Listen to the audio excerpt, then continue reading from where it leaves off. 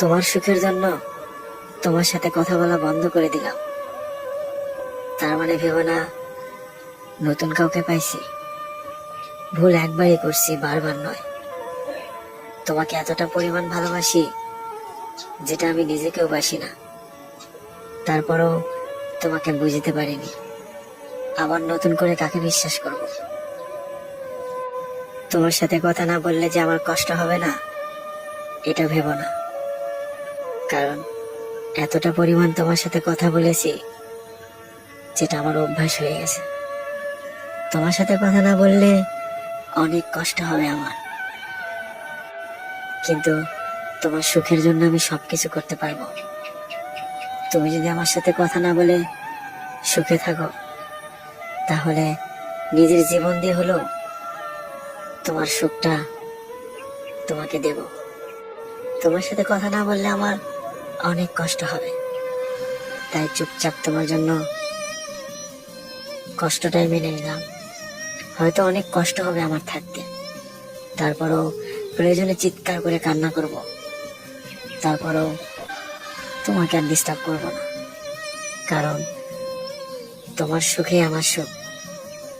একটা কথা মনে রেখো, তোমার সাথে এতটা পরিমাণ কথা বলছি, রাত হলেই শুধু তোমার কথা মনে পড়ে। অনেক কষ্ট হবে আমার তোমাকে ছাড়া থাকতে, কিন্তু তুমি যদি ভালো থাকো তাহলে আমি খুশি। আমি কিরকম থাকবো এটা হয়তো তোমাকে বলতে পারবো না, তবে এতটুকু বলতে পারবো, তুমি আমার মনেই শুধু নয়, তুমি আমার প্রত্যেকটা নিঃশ্বাসে থাকো।